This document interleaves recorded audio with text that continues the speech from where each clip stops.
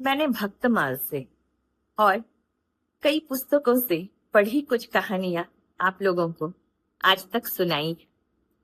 लेकिन आज मन किया कि मेरे नाना जी ने एक बार मुझे जगन्नाथ की कुछ मिरेकलस स्टोरीज सुनाए थे। आज मैं ऑफिस में बैठी थी लंच में, तो मुझे वो कहानी याद आई। तो मुझे लगा कि इस कहानी को अवश्य ही आप लोगों के साथ साझा करना चाहिए। एक्चुअली हम सब जानते हैं, जब समर वैकेशन होता है तो हम लोगों का एक ही डेस्टिनेशन बचपन में था। खास करके जो 80s और 90s के बच्चे हैं, वो है नानी का गांव, यानी कि हमारा मैटरनल विलेज। पहले तो विलेज था, आजकल तो सब जगह शहर ही हो गया है। तो पता नहीं, उन दिनों की बड़ी याद आ रही थी, क्योंकि समर वैकेशन अभी खत्म ही होने वाला है।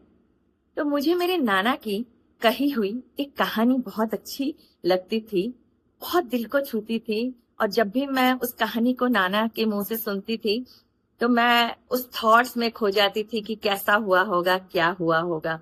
तो आइए, ज्यादा मैं फालतू की बातें नहीं करके कहानी में चलती। तो जब समर वेकेशन में एक बार मैं नाना के गांव गई थी, हमारे नाना ने हमें एक कहानी सुनाई।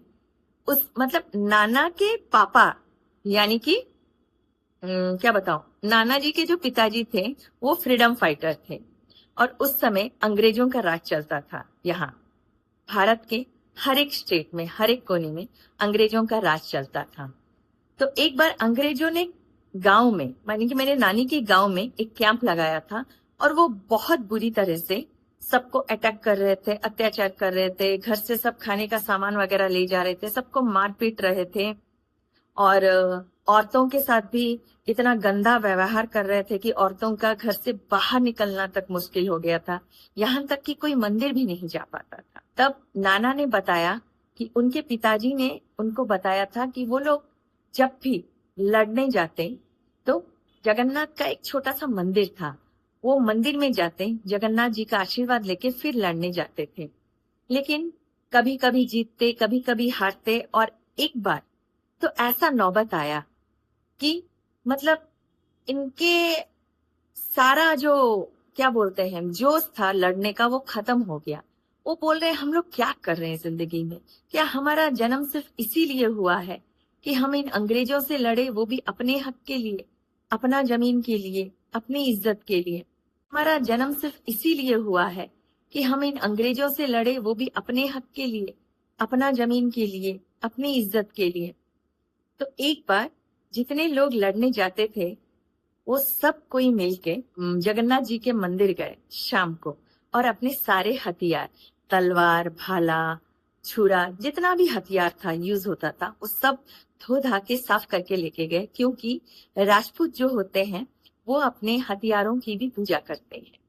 अपना सारा हथियार लेके जब वो जगन्नाथ मंदिर में भगवान जगन्नाथ के सामने गए और उनसे कहा कि प्रभु, हार तो रहे ही है, अगर आज वो अंग्रेज आके हमें मार भी दे तो चल, तेरी चौखट पे ही मरेंगे। आज हम अपना ये सारा हथियार, तलवार, भाला, छुरा, सब कुछ तेरे शरण में रखते हैं। अगर आज मर भी गए रात में ना, तो कोई गम नहीं रहेगा। कम से कम इस बात की, क्या बोलते हैं, इस बात का कॉन्सोलेशन, मतलब यकीन तो होगा, एश्योरेंस होगा कि तेरे द्वार पे मरे हैं तो सीधे तेरे द्वार तक ही जाएंगे, वैकुंठ तो जाएंगे ही जाएंगे। तेरा नाम ले लेके तेरे द्वार पे ही इस शरीर को छोड़ देंगे। तो फिर नाना जी जैसे बताते हैं कि वो लोग, मतलब नाना जी के जो पिताजी और उनके जो भाई लोग थे, साथी लोग थे, वो सब कोई वहां पे कैसे उनकी आंख लग गई उनको पता ही नहीं चला। लेकिन सुबह जब उनकी आंख खुली, तब उन्होंने देखा कि पूरा गांव सेलिब्रेट कर रहा है।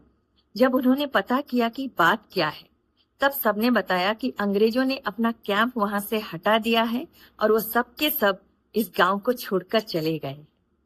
तब नाना जी के पिताजी और उनके जितने भाई साथी लोग थे, जब वो लोग मंदिर के अंदर अपने हथियार तक पहुंचे, तो उन्होंने देखा कि उस तलवार पे खून की छींटे हैं और वो जो भाला था उस पे मिट्टी और पसीने का बदबू आ रहा था।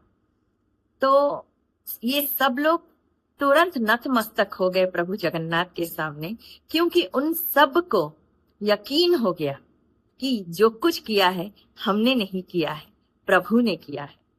इस कहानी को सुनाने का मेरा मकसद एक ही था कि जब आप हाथ ऊपर करके शरणागति कर देंगे, प्रभु को फुल सरेंडर कर देंगे, आपको कुछ करने का जरूरत नहीं, फिर वो करेगा आपके लिए। बस प्रॉब्लम यही है कि आप शरणागति तो करते हो मगर फुल शरणागति नहीं करते हो। The day you surrender yourself fully at the lotus feet of the God, trust me, such miracles will start happening in your life जो शायद आपने कभी सोचा भी नहीं होगा। You can not think of it even. So कहानी का मकसद मेरा यही था सुनाने का कि शरणागति करना है तो टोटल कीजिए, वरना मत कीजिए, क्योंकि जब वो करता है ना फिर आपको कुछ करने का जरूरत नहीं रहता है। जय जगन्नाथ, हरे कृष्ण, राधे राधे।